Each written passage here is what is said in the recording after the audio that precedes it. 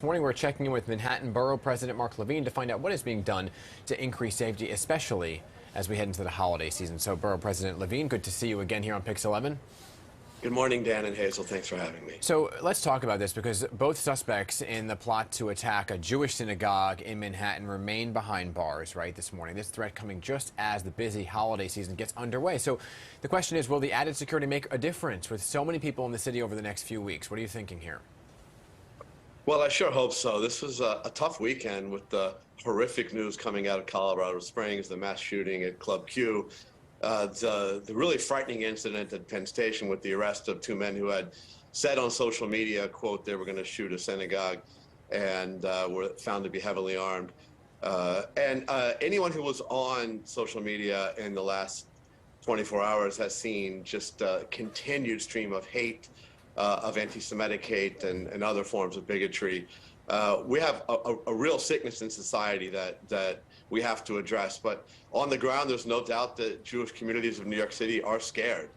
And I'm sad to say, with good reason, because of the rise of anti-Semitic incidents in recent years, again, continuing this year, and this, again, scary near miss over the weekend. So I think most communities are welcoming some added attention from NYPD this week. You mentioned what happened in Colorado, and now police here are looking for the suspect who threw a brick through a window of a gay bar in Hell's Kitchen over the weekend. And this is the third time this business has been targeted, possibly by the same person, but the third time in a week.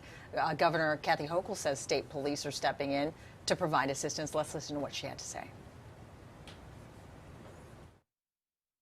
Hate crime is real, and that the state of New York is taking every step possible to be in the business of preventing crimes and preventing incidences and not just waiting to solve them in the aftermath.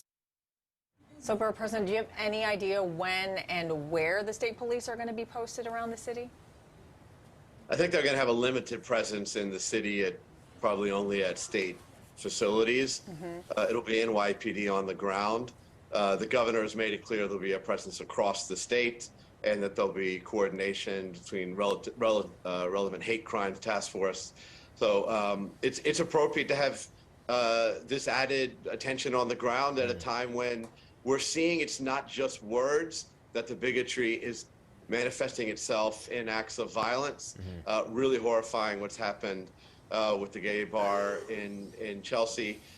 This is real. We've got to stand up to the hate speech, and we need to protect communities on the ground. Yeah, so you mentioned some of those state locations then. Have you requested, or is there going to be an increase in NYPD specifically at gay bars around Hell's Kitchen, Chelsea area?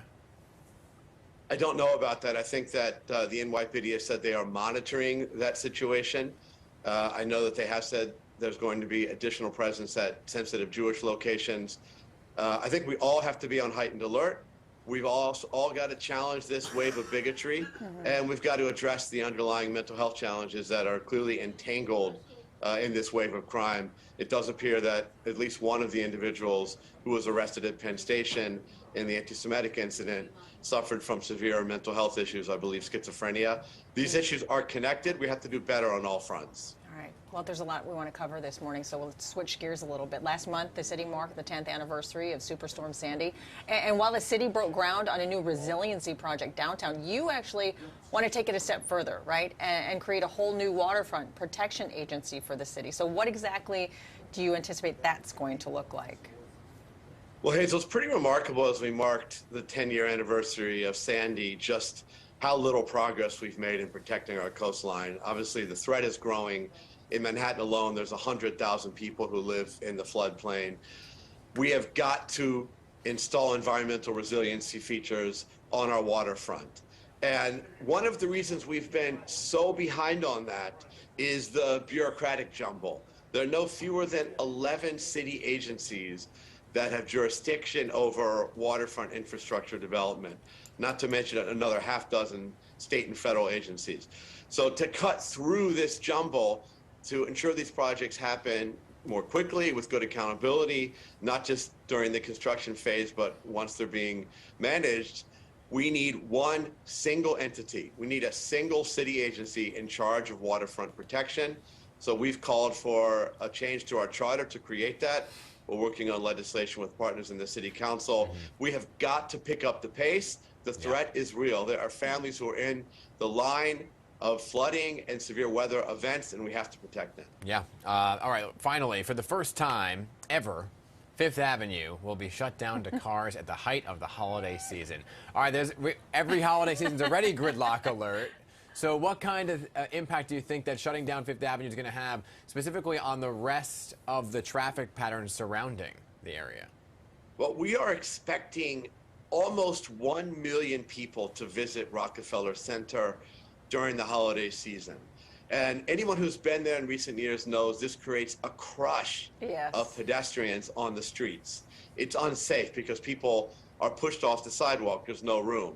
So we have called for shutting down the surrounding streets to automobile traffic for safety and also to promote this as a wonderful destination where people can feel free to enjoy the sights. So this will be good for economic development, good for safety, good for quality of life, and it should be a regular annual event that we pedestrianize the surrounding blocks of this incredibly busy area during the holiday season. Well, we hope you have a wonderful holiday season and a happy Thanksgiving to you. Thanks to both of you, Hazel and Dan. Great to be here. Enjoy your Thanksgiving. Great to have you. Thank you.